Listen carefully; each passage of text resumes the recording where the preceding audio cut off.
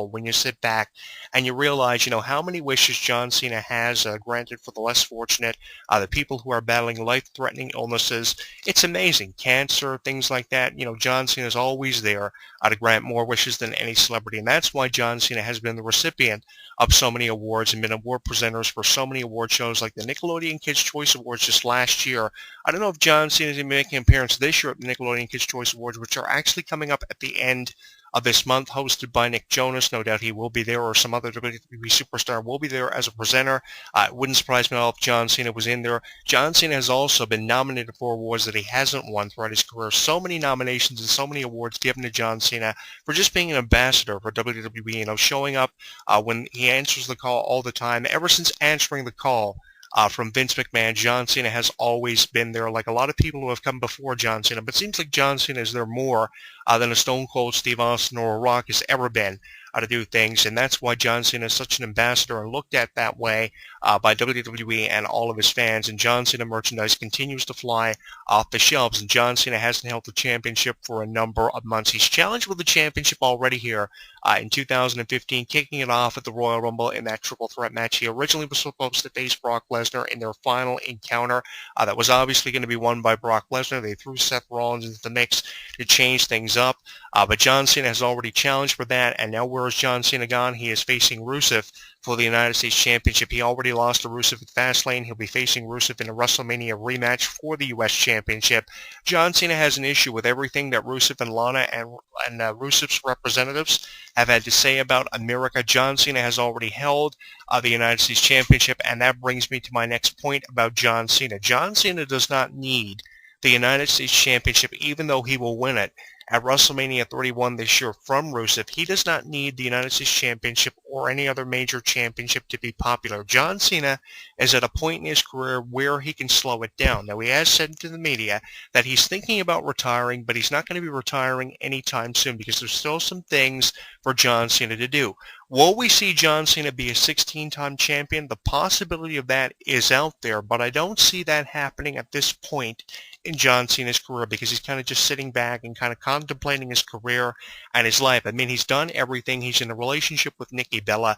I mean, he couldn't be happier with his position in life right now, so he doesn't need a major championship like the IC or U.S. Championship, and he doesn't need a 16th title because Ric Flair, in my opinion, is the man who established that record and who should keep that record with him long after he has gone and finished up with his life. In my opinion, when Ric Flair leaves this world, he should also take, along with his respect that he's earned from wrestling fans and wrestlers that he's worked with over the last 40 through 45 years, when Ric Flair leaves this world, he should also take with him that record of being a 16-time champion. If anything should be done within 16 title reigns, it should be tied by someone like a John Cena or a Randy Orton.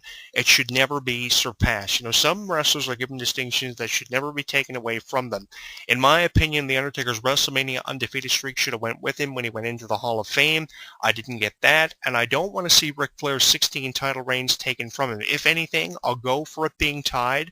I'll accept that, but I won't accept John Cena being a 17-time champion, putting him one title ahead of Ric Flair's 16 titles, a record that has stood the test of time for what feels like forever for me. And maybe I'm saying this because I'm a diehard fan of Space Mountain, the Nature Boy Ric Flair, and everything that he's done, the limousine ride and the jet flying, wheeling, stealing, son of a gun. Ric Flair has done it all. And I mean, he's faced everybody throughout his illustrious career, more names than John Cena has ever faced or ever will have the opportunity to face. Now, you compare the career of John Cena to someone like Ric Flair. In this era, John Cena has faced everybody he's capable of facing, from JBL to Kane to Mick Foley. He's faced them all, and he's beaten them all. I mean, who else can say they've faced the number of wrestlers John Cena has faced and defeated them all? He holds victories over Triple H and Shawn Michaels and multiple victories over Triple H and Shawn Michaels. At one point in Survivor Series of 2009-2010, John Cena defeated both Shawn Michaels and Triple H in a triple threat match for the WWE Championship in one of the best three ways John Cena has ever competed in his entire life. He's got WrestleMania main events in there also, respective matches against Triple H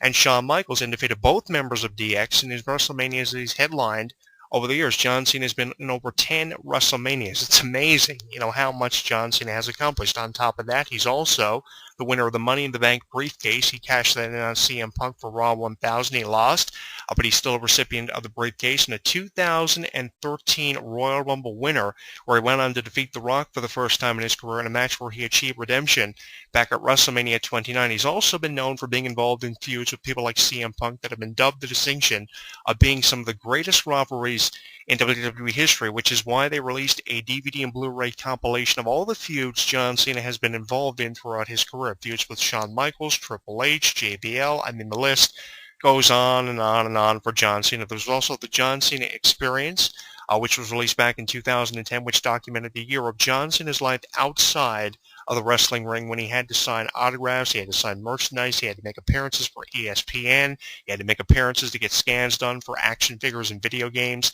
Seemingly, John Cena is there at the forefront of WWE, and so many people have argued why he has been given the distinction of being the face of WWE. There was enough evidence out there to back up the claim as to why John Cena is the face of WWE. So at the end of the day, I think we should all have a tremendous amount of respect for everything that John Cena has done throughout his career. Now, I will admit to you, you're probably wondering why I'm putting over John Cena in this week's video blog. If you actually take a look back at his career, he's done a lot. He's done more than some of the biggest names in the wrestling industry. He's up there with the Hulk Hogans and the Stone Cold Steve Austins, in my opinion, when it comes to being a wrestler or a movie star or a celebrity outside of the wrestling business. He will never be in the same league of a Hulk Hogan or Stone Cold Steve Austin, but he is the Hulk Hogan and Stone Cold Steve Austin of this era, like it or not. I have had great difficulty accepting the idea of John Cena being the best, in the words of CM Punk, or being the next Hulk Hogan or Stone Cold Steve Austin. He's not the next Hulk Hogan and Stone Cold Steve Austin. I will not go as far with that with John Cena's claims of being the best wrestler in the industry, but I will go as far as to say he's definitely one of the best new talent of superstars, and if there ever was an individual to represent the new talent that used to appear in 2015, it is John Cena. In my opinion, he's not the WWE World Heavyweight Champion. He's already been that with a 15th title reign, losing it to Brock Lesnar within less than a month after winning it at the Money in the Bank, capitalizing on Daniel Bryan going down with a major injury, as Daniel Bryan did at SummerSlam 2013 when he defeated John Cena. When John Cena had to go away, he had fluid drained off one of his elbows, which was a major injury that was following John Cena everywhere he went. But John Cena has done it. He's not a WWE World Heavyweight Champion at this point in his career, but he is definitely a representative. He's at the forefront of WWE, even though he's not champion. He's the representative, and he's the representative for a really good reason and a really good cause. It wouldn't surprise me at all if John Cena is eventually given the distinction of being Ambassador of the Decade, and I say that because look at everything John Cena has done. He gets all the kids fired up. Yes, he may appeal to a certain age demographic, but at some point in your life, you had to be a John Cena fan, because some of the biggest fans of people who are hated so much are the haters out there. Some of the biggest fans John Cena has, in my opinion, are the haters. And I've been a John Cena hater for a number of years. Ever since at least 2005, when he defeated JBL at WrestleMania 21, that's when I started to become a John Cena hater. Maybe not in full, maybe about 25 to 50% of me was devoted to hating John Cena, and eventually 100% of me was devoted to hating John Cena, and I became the leader of the John Cena haters out there. I've been carrying the proverbial torch of John Cena haters for years, and I'll continue to do that, maybe for years up until he retires. But the thing is, John Cena's biggest fans, in my opinion, are some of his haters out there. Many of his haters out there are some of his biggest fans, because if a wrestler does not have haters out there, he's not creating diversity, and that's what WWE want for him. That's what WWE like, is the fact he creates a tremendous amount of diversity, and I have a tremendous amount of respect for someone who carries the responsibility of an organization on his shoulders, and a tremendous amount of diversity, because just as many fans out there who like him, there are just as many fans out there who hate him. And I've hated John Cena for years, carrying that proverbial torch, and I'll probably carry it all throughout 2015, well into years like 2016, 2017. And if you believe that John Cena's some big fans are haters, let us know what you think. If you're a John Cena hater yourself, do you think it's a good thing that John Cena is contemplating retirement now? Let us know. I wrote about it for In This Corner with Jonathan Clarke. I was very blunt on my opinion about John Cena recently. I talked about, how John Cena had to slow it down, the number of injuries John Cena had, and so much John Cena has done throughout his illustrious career, Like it or not, he's had an illustrious career, and in my opinion, 13, 14 years is a tremendous contribution. That's what Edge gave us. That's what so many of the biggest names have given us through their careers, and they've had to contemplate their lives because of major injuries, going down with major injuries, and possibly never being able to get up again. I know Edge was questioned that and put that out there by his doctor, and he made the decision to retire in 2011 after walking out as world champion of WrestleMania 27 in the very first match against Del Rio in an incredible final match for Edge, which Christian was in his corner for very appropriately. Edge deserved to go out on top.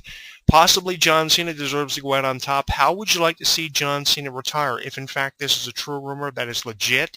I'd like to see John Cena possibly go out on top as champion, maybe a 16-time champion without surpassing the record of Ric Flair. He can't surpass the record of Ric Flair, in my opinion, if he's going out on top. 16 titles is sufficient enough. And if that distinction is surpassed by anybody, it should be someone who is damn well worth it, goddamn well worth surpassing the legacy of Ric Flair and the record that has stood the test of time. And in my opinion, John Cena is anything but worth being a 16-time champion or a 17-time champion. He's not at that level yet, in my opinion, and possibly never will get to that level because there are so many other wrestlers throughout the years that should be the one to surpass the record of Ric Flair. If it was going to be anyone, it probably would have been Triple H years ago, and he said on .com a number of years ago, out of respect to Ric Flair, he'd probably stop at 15 title reigns, and probably that's what John Cena should do. But how would you like to see John Cena go out on top if, in fact, this is legitimate? I know Brock Lesnar is re-signed, and maybe with Brock Lesnar re-signing, John Cena will stay for a number of extra years on his career, although that remains to be seen. Maybe he'll go into movies. What would you like to see John Cena do? Let us know on our Facebook page at HEW Entertainment and on Twitter at Jonathan Clarke1. And got me to thinking, that would be an interesting poll to throw up on our website.